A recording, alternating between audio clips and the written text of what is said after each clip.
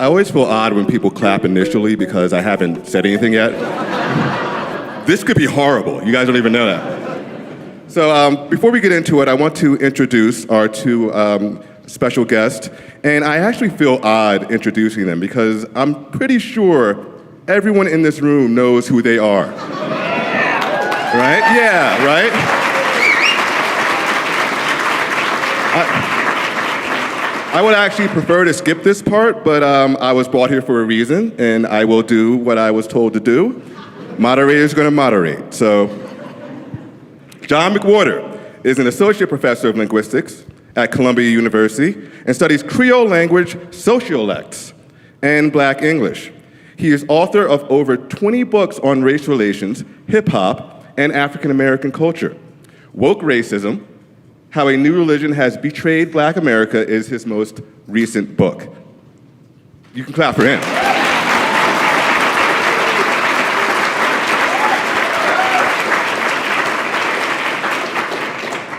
Glenn Loury is Merton P. Stoltz Professor of Social Sciences and Professor of Economics at Brown University. He has published over 200 essays and reviews. 200? Yeah. I don't. No, it's not. I mean, I haven't done 200 of anything. You haven't been around as long as I have. Oh, yeah. Good response. Okay. And his books include One by One from the Inside Out, Essays and Reviews on Race and Responsibility in America, and The Anatomy of Racial Inequality, Race, Incarceration, and American Values, and Ethnicity, Social Mobility, and Public Policy, Comparing the U.S. and the U.K. Round of applause, please, for Dr. Loury.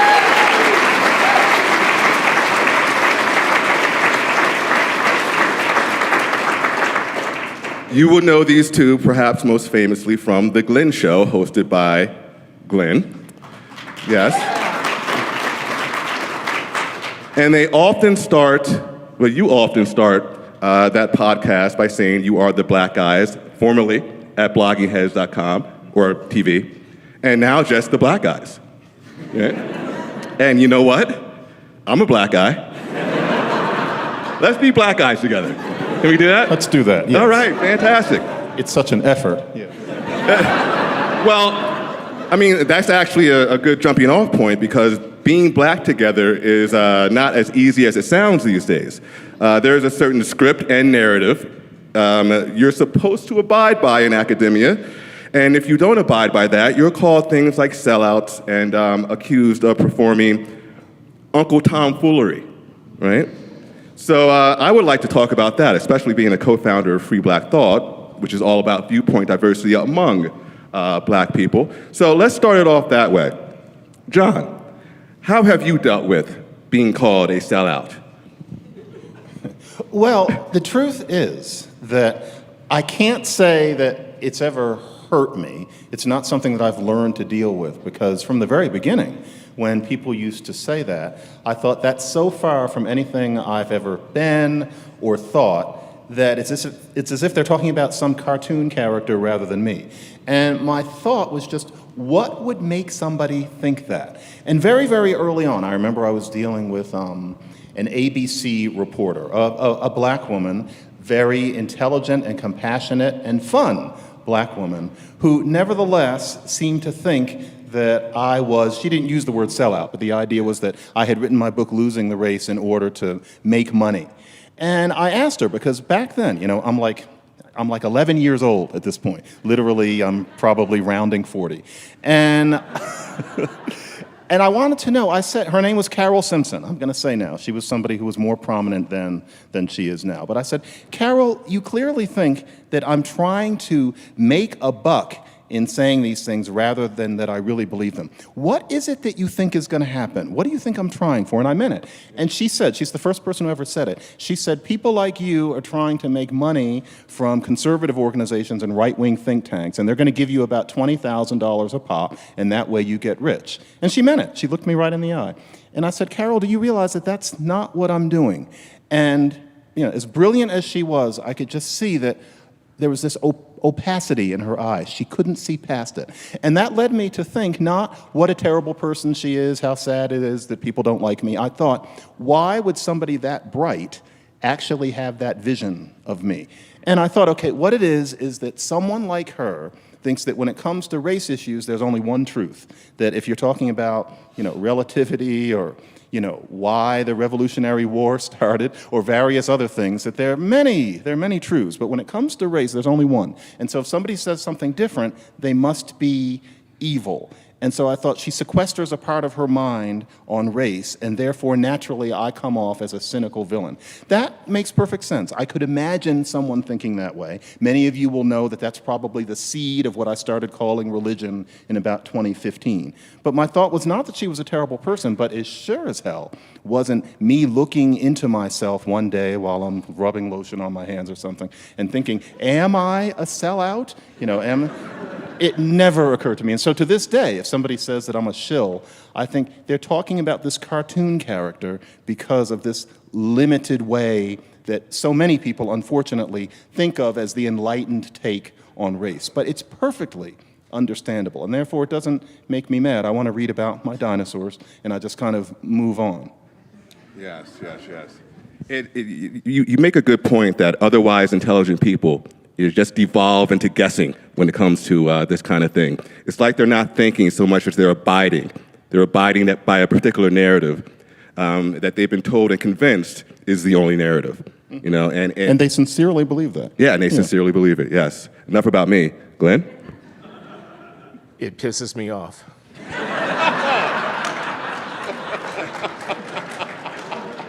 The stakes are way too high.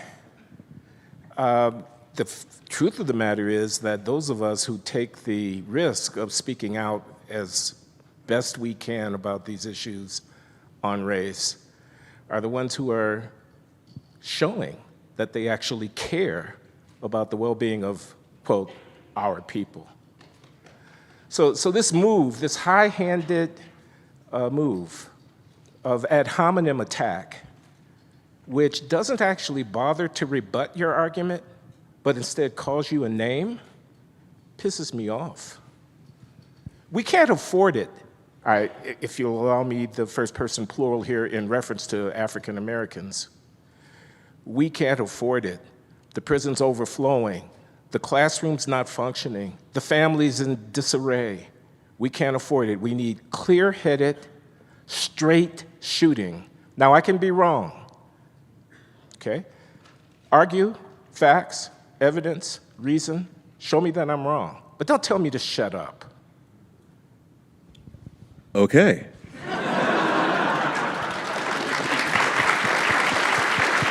I think one of the things that's going on is it's a call for solidarity. Aren't we on the same team here? By challenging our central beliefs, you're betraying us in some sense. I think that's part of it. I think part of it is, don't you know that other people will hear you saying this? And whatever the merits are of what you're saying, others will distort it and use it for their own purposes. The right wing, the white supremacists, the anti-racists, they'll be encouraged by what you're doing. So you need to think about that. I think that's what people are saying. But I'll say this, to be called a coon, an Uncle Tom, someone performing in blackface, a step and fetch it, hurts. I can't just shrug it off. It hurts, and maybe that's one of the reasons why it makes me angry. It hurts. Doesn't hurt me. Really, Glenn? Glenn, does it really get to you? Because for me, it's like listening to somebody dressed in a strange cartoon suit. It's from another world. Does it get to you? It does, and I mean, I can tell you a story after One by One from the Inside Out came out. This is all the way back in the 90s. I went to Chicago to a book affair at Haki Madhubuti's bookstore on 75th Street and Cottage Grove Avenue on the south side of Chicago. Now, Haki Madhubuti, otherwise known as Don Lee, was a black arts star during the 60s and 70s, a poet, and he's an Afrocentrist. He has a bookstore. I went there to talk about my book. In the audience was my daughter and my son-in-law. And during the question and answer period, my son-in-law confronted me and basically said that I was a black sellout. That hurt.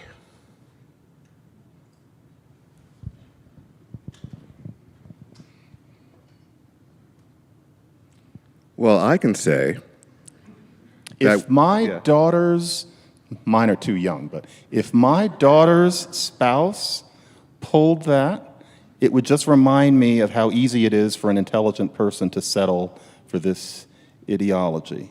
I don't know if I'd be hurt. I'd be angry that that person did that in front of a bunch of people, given how close we were supposed to be and that that person is intimately involved with one of mine, but it wouldn't make me sad.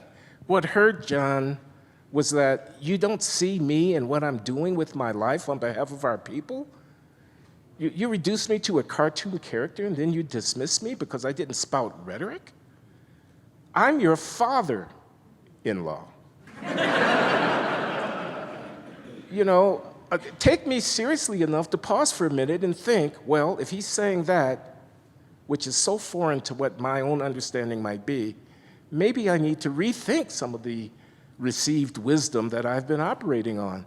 Show me some respect for being a free-thinking black man. I didn't stop being black when I thought for myself. This kind of thing. We could do the whole hour on this, but Erec, I know you want to go different places. And so, what are you thinking? I'm a flexible guy. You know, we can talk about this. Well, then I want to say that if I'm imagining this, I'm taking my oldest is 10, let's say in 20 years, Lord forbid she marries somebody like this, but let's say in 20 years, I'm picturing this guy standing up and saying this to me. My thought would be that guy, unfortunately, has founded his whole sense of being special on the pleasure of that victim-based ideology. That victimization mindset makes many human beings feel good. Psychologists are familiar with it. We tend to overdose on it. And he's one of those people. He doesn't have another way of feeling good about himself, and it's not his fault because he maybe was mentored by people like that. Unfortunately, if he went to college, he learned it there, you can be quite sure. And so he's standing up and he's doing this because he thinks that's why he's in this world. It's him like a bird stretching the wings. It's his living. He's expressing himself. It's his word. I get that. I can't be too angry at him for that because it's other people who put him on that path. He really thinks he's doing the right thing. He's not just faking it. He thinks that makes sense. And so for me, it's, gosh, I wish he would knock this off, but I get it. You can't see outside of your box. And so for me, it would be that. It wouldn't, I know that why he doesn't respect his father, because it makes him feel good to call out racism, and he thinks that's what makes being black significant. He can't help it. Okay. Thank you all for this really interesting conversation. So we're in a room full of people who, compared to the general public, are disproportionately prone to cancellation and disproportionately into academic pursuits for their own sake. And so I think we tend to focus on the loss of the latter and the existence of the former as some of the big stakes in this thing. But I want to come back to something that Glenn said about the tragedy, and I'm wondering if you can elaborate on, how some of these bad ideas are harming real people on a large scale, because I think that's the thing that's both the most important aspect of the problem and what focusing on is going to turn the tide. Yeah. I mean, let's be concrete. So violence, murder, homicide, carjackings, assault, rape. So the scale of victimization in the communities where large numbers of relatively disadvantaged black people live is just unimaginable. It's astronomical. We spoke a bit to this previously. So there's no magic bullet here. You're not going to just pull on a string and everything's going to be okay. But if you don't get a sense of the nature of the problem, if you don't take it as sufficiently seriously as it deserves to. If you don't center it, you're never going to be able to get your hands around it. You're never going to actually be able to address it. Now, the racial aspect of this is just hard to avoid. It's right there in the stats. There are clear order of magnitude differences in the intensity of this problem by race. And we could go into the reasons why. I'm not going to say I've got my head entirely around it. But to sweep it under the rug, to come with cover stories about it, to make excuses for it, to fail to voice values, attitudes, and beliefs that affirm a different way of living for your people, to not call them to higher ground, to equivocate in the face of this tragedy. There are other things that are like that. 2 in 3 babies born to a black woman in this country are born to a woman without a husband. Again, this is not a simple, straightforward issue. Again, one could adduce historical and ongoing reasons, structural reasons that are relevant to the problem.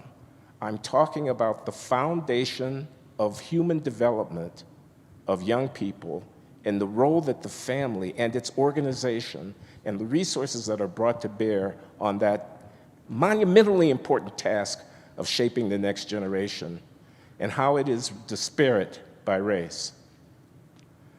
Again, I don't have a magic bullet here, but the discourse around the question is divorced from the reality of the problem. Public education. The failure to fully develop the intellectual potential of generation after generations because institutions with a monopoly on the provision of educational services are not functioning as well as they might. We could talk about it. There will be a lot of political disagreement. But the extent to which we will get to the middle of the 21st century and still be dealing with the academic performance gaps that we are confronted with today, because we have failed to take seriously the challenge of reforming those institutions, is tragic. Now, I'll just finish this. The world is not going to stand still while black people fail to get our acts together. The world is going to move on. It is a fast-moving, dynamic, globalized, technologically revolutionary environment that we are embedded in. This 21st century is not going to wait. The Chinese are not going to wait.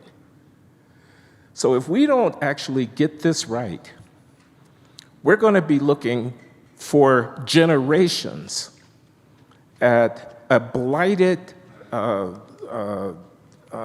dysfunctional, subordinate element of our population. And I'm not talking about a few people, I'm talking about millions of people.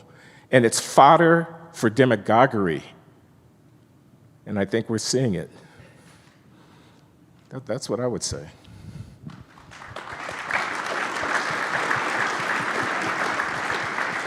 The irony of the fact that I'm saying it to a room of 500 people with a handful of black people in it has not failed to be noted in my attention. That's not an accusation. It is another tragic dimension of the circumstance that we confront ourselves with. You don't think there are black people who are also concerned about what's happening to these institutions? Where are they? I'm done. Okay. And I think we're done. So please keep clapping for John McWhorter and Loury. Stand up if you will, yes.